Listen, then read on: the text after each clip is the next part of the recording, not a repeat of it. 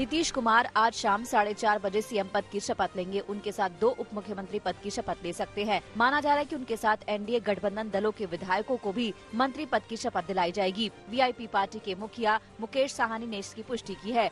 अनुमान है कि सबसे ज्यादा विधायकों के नाते बीजेपी के मंत्री ज्यादा होंगे।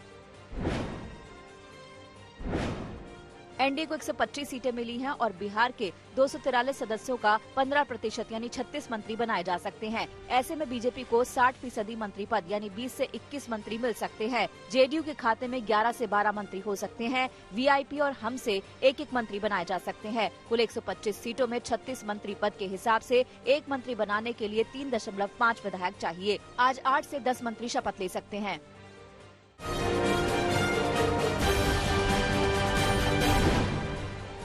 बिहार में आज 7वीं बार नीतीश कुमार मुख्यमंत्री पद की शपथ लेंगे। शाम 4 बजे से 4:30 बजे के बीच राजभवन में नीतीश कुमार का शपथ ग्रहण कार्यक्रम होगा।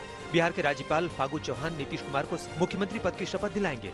इससे पहले कल नीतीश कुमार ने राज्यपाल से मिलकर एनडीए की ओर से सरकार बनाने का प्रस्ताव पेश किया था। हालांकि आज नीतीश के साथ और कौन कौन शपथ लेगा, इसकी तस्वीर अभी साफ नहीं है। बिहार में पहली बार एक साथ 2 डिप्टी सीएम बनाए जा सकते हैं। बीजेपी सूत्रों के मुताबिक ताजकिशोर प्रसाद के साथ साथ रेणु देवी को भी उप मुख्यमंत्री बनाया जा सकता है। कटिहार से बीजेपी विधायक तारकिशोर प्रसाद ने आज तक पर उप मुख्यमंत्री बनाए जाने की शुभकामना स्वीकार करके जता दिया कि वो डिप्टी सीएम बनने वाले हैं। तारकिशोर प्रसाद वैश्य समाज से आते हैं और कटिहार से लगातार चौथी बार विधायक चुने गए हैं। रेणु देवी 4 बार बेतिया से बीजेपी विधायक रह चुकी है। ये माना जा रहा है कि बीजेपी स्पीकर पद के लिए दबाव बना सकती है। एक कार्यकर्ता को एक सम्मान मिला है या दायित्व मिला है, सम्मान से ज्यादा यह दायित्व है और उस दायित्व का बोध है, उसको हम बेहतर ढंग से निभाएंगे। निश्चित रूप से हम लोग काम करते हैं, हम लोग काम के लिए जाने जाते हैं और काम करना तो हमारा पार्टी में हमको सेवा करना, काम करना है, तो हमारा भाजपा का कल्चर है। कल सुबह से ही डिप्टी सीएम पद को लेकर सस्पेंस बना रहा। खबर आई कि सुशील मोदी ही बिहार के अगले डिप्टी सीएम होंगे, लेकिन बाद में ट्वीट किया जिससे साफ हो गया कि उनका पत्ता कट चुका है। सुशील मोदी ने लिखा कि आगे जो भी जिम्मेदारी मिलेगी उसका निर्वहन करूंगा। कार्यकर्ता का पद तो कोई नहीं छीन सकता। सुशील मोदी के ट्वीट के बाद केंद्रीय मंत्री गिरिराज सिंह ने लिखा कि आगे भी आप बीजेपी के नेता रहेंगे, पद से कोई छोटा बड़ा नहीं होता। आरजेडी के वरिष्ठ नेता शिवानंद तिवारी ने कांग्रेस, राहुल गांधी और प्रियंका गांधी पर बड़ा हमला बोला है। शिवानंद तिवारी ने कहा कि बिहार में महागठबंधन के लिए कांग्रेस बड़ी बाधा बन गई है। कांग्रेस ने 70 उम्मीदवार उतारे, जबकि 70 जनसभा तक नहीं की। राहुल गांधी 3 दिन के लिए, लेकिन प्रियंका 1 दिन भी नहीं आई। शिवानंद तिवारी ने यह भी कहा कि कांग्रेस की कोशिश सिर्फ ज्यादा से ज्यादा सीटों पर लड़ने की होती है, लेकिन अधिक सीट जीतने में नाकाम रहती है। ये ठीक नहीं है और हमको ऐसा लगता है कि सिर्फ बिहार का ही मामला नहीं है। अन्य प्रदेशों में भी कांग्रेस पार्टी जोर इस पर ज्यादा देती है कि हम अधिक से अधिक सीट लड़ें। अधिक से अधिक सीट कैसे जीतें, इसमें कांग्रेस पार्टी असफल हो जाती है। राहुल को लेकर वरिष्ठ आरजेडी नेता शिवानंद तिवारी ने कहा कि बिहार में जब चुनाव था उस वक्त राहुल शिमला में प्रियंका के घर पर पिकनिक मना रहे हैं। देखिए, इस बात को सब लोग कह रहे हैं। कांग्रेस जो है महागठबंधन के पैर में जंजीर बन गई। अब 70 उम्मीदवार कांग्रेस के लड़े और कांग्रेस ने 70 सभा भी नहीं किया। राहुल गांधी 3 दिन के लिए आए, 1 दिन में 2 सभाएं की। प्रियंका जी का दर्शन नहीं हुआ, या बिहार से अपरिचित लोग चले आए यहाँ।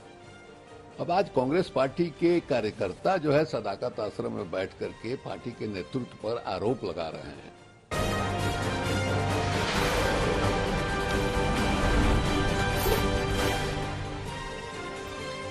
देश में कोरोना की रफ्तार धीमी पड़ी है, मगर हालात अब भी चिंताजनक है। बात अगर 24 घंटे में कोरोना संक्रमितों की हो तो 24 घंटे में देश में 41,000 से ज्यादा लोग संक्रमित हुए हैं।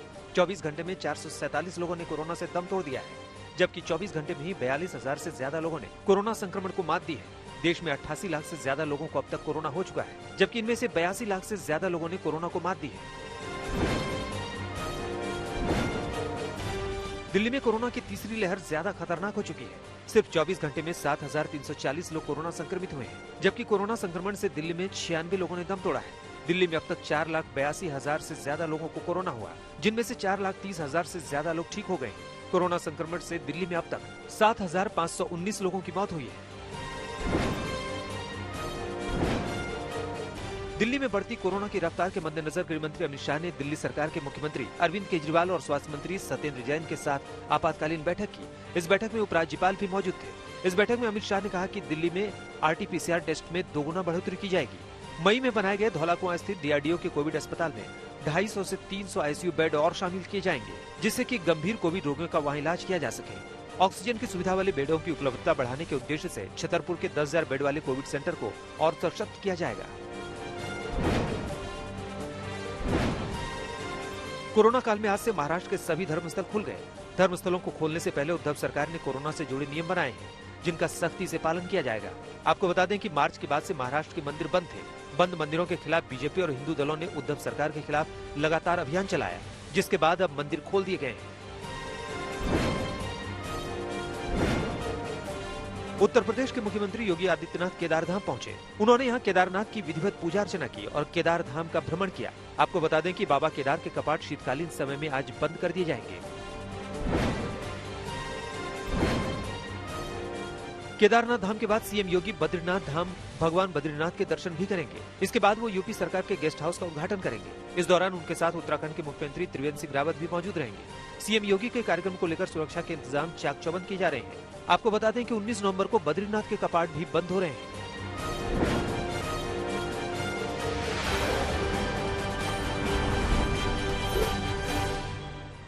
राजस्थान के झालावाड़ में पुलिस ने जुआरियों पर ताबड़तोड़ कार्रवाई की। पुलिस ने अलग अलग जगहों से 32 लोगों को गिरफ्तार किया है। पुलिस ने 47,000 रुपए से ज्यादा की रकम भी जब्त की है। पुलिस ने कुल 11 मामले दर्ज किए हैं। साथ ही जुआ खेलने वाले उपकरण भी बरामद किए हैं।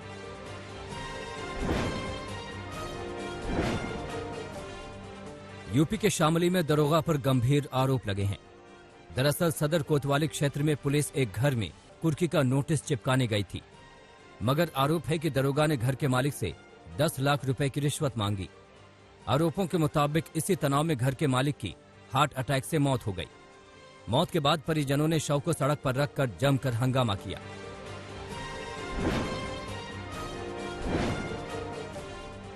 महाराष्ट्र के बीड में भयानक हत्या का मामला सामने आया है। नेकनूर पुलिस थाना क्षेत्र में एक प्रेमी ने पहले अपनी प्रेमिका पर एसिड फेंका और फिर पेट्रोल डालकर आग लगा दी। महिला 25% से ज्यादा जल गई। उसे अस्पताल में भर्ती किया गया, जहां महिला ने दम तोड़ दिया। पुलिस ने आरोपी प्रेमी के खिलाफ हत्या का मामला दर्ज कर लिया है, लेकिन आरोपी फरार है और पुलिस आरोपी की तलाश में छापेमारी कर रही है।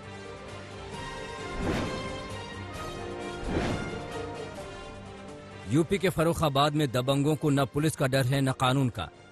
ऐसा ही एक मामला फर्रुखाबाद के जहानगंज क्षेत्र में सामने आया है, जहां एक सब्जी विक्रेता के साथ दबंगों ने जमकर मारपीट की। दबंगों ने सब्जी विक्रेता को रास्ते में रोका और उसके ऊपर तेजाब डाल दिया। इस पर भी उसका मन नहीं भरा तो उन्होंने सब्जी विक्रेता को जमकर पीटा। सब्जी विक्रेता की हालत नाजुक है और उसका अस्पताल में इलाज चल रहा है, जबकि पुलिस ने एक आरोपी को हिरासत में ले लिया है और दूसरे की तलाश में जुटी है।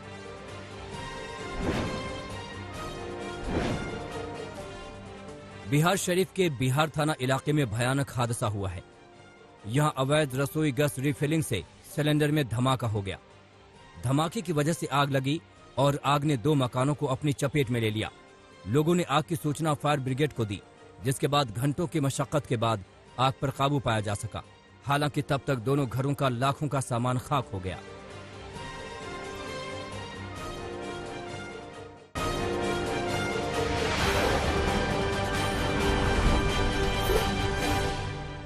पश्चिम बंगाल के वर्धमान में एक शख्स की जमकर पिटाई की गई। आरोपों के मुताबिक एक शख्स को लोगों ने पीर बाबा दरगाह की दान पेटी से पैसा चुराते हुए रंगे हाथ पकड़ा, जिसके बाद लोगों ने आरोपी की पिटाई शुरू कर दी। लोगों ने आरोपी को बिजली के खंभे से बांधकर जमकर पीटा और उसके बाल काट दिए। इतना ही नहीं, आरोपी पर ठंडा पानी डालकर उसे पीटा गया। हालांकि हैवानों की तरह पीट रहे लोगों से आरोपी ने माफी मांगी और छोड़ने की गुहार लगाई, मगर पीटने वाले उसे हैवानों की तरह पीटते रहे।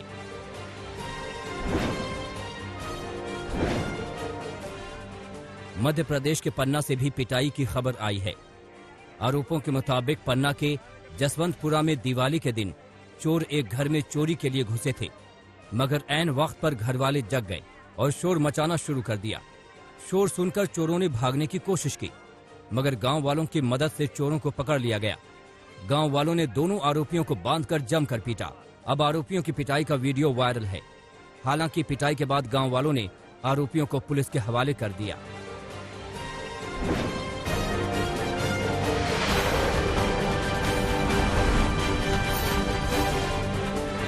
छत्तीसगढ़ के बिलासपुर संभाग में मुंगेली जिले में महिला जज ने खुदकुशी कर ली। वजह का पता नहीं चल पाया है। मुंगेली जिला सत्र न्यायालय मुंगेली की जज श्रीमती कांता मार्टिन की फंदे पर लटकी लाश मिली। महिला जज अकेले ही रहती थी। उनके डिप्रेशन में होने की बात कही जा रही है। मौके से किसी तरह का सुसाइड नोट नहीं मिला है।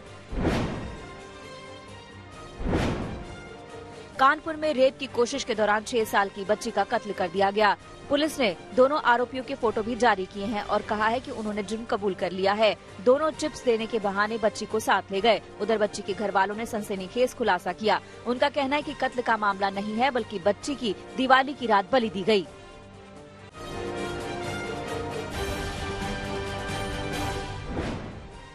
अमेरिका की राजधानी वॉशिंगटन की सड़कों पर ट्रंप और बाइडेन के समर्थक भिड़ गए। हिंसा रोकने के लिए पुलिस ने 10 लोगों को गिरफ्तार किया। चुनाव में गड़बड़ी को लेकर ट्रंप समर्थक लगातार विरोध प्रदर्शन कर रहे हैं। बेलारूस में राष्ट्रपति अलेक्जेंडर लुकाशेंको के खिलाफ हिंसक प्रदर्शन में पुलिस ने दर्जनों लोगों को गिरफ्तार किया है।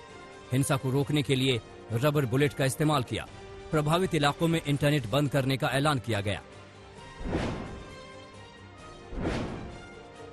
आसियान के 10 सदस्य देशों ने हनोई में दुनिया का सबसे बड़ा व्यापार समझौता किया।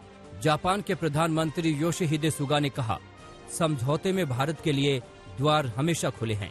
बाजार खोलने की अनिवार्यता की वजह से भारत इस समझौते से बाहर हुआ था। संयुक्त राष्ट्र महासचिव एंटोनियो गुटरेस ने नए कोयला बिजली संयंत्रों का निर्माण बंद करने की अपील की। ग्रीन एनर्जी में निवेश और कार्बन न्यूट्रलिटी के लिए पूर्वी एशियाई देशों से भी आह्वान किया। दुनिया में कोरोना केस में बढ़ोतरी लगातार जारी है। मामले बढ़कर 5,45,00,000 से अधिक हो गए हैं। अब तक महामारी में मरने वालों की संख्या 13,20,000 से ज्यादा हो गई है। दुनिया में अब तक 4 करोड़ लोग कोरोना से ठीक हुए हैं। लैटिन अमेरिका और कैरिबियाई देशों में कोरोना का प्रकोप फिर से बढ़ने लगा है। ब्राजील में एक दिन में करीब 28,000 नए मामलों के साथ 900 से अधिक लोगों की मौत हो गई। ब्राजील में अब तक 1,65,000 लोगों की मौत हो चुकी है।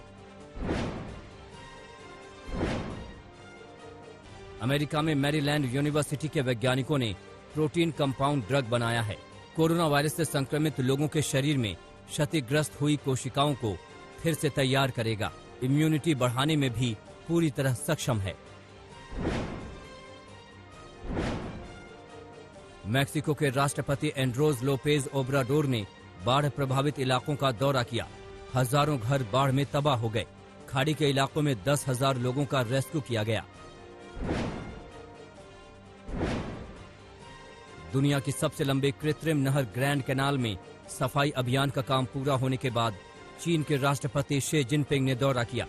सफाई के बाद ग्रैंड कैनाल की सुंदरता बढ़ गई है। जिनपिंग ने भी सैलानियों के साथ खूबसूरत ग्रैंड कैनाल का दीदार किया। कोरोना काल में इजराइल के एन बोकेक में क्रिसमस से पहले नए अंदाज में सेंटा दिखा। डेड सी में सेंटा ने खास तरीके से तैराकी की। सेंटा ने क्रिसमस ट्री लगाकर संकट के समय उम्मीद बरकरार रखने का संदेश दिया। डेड सी में समुद्री प्राणियों और पौधों के जीवन की संभावनाएं नहीं होती हैं।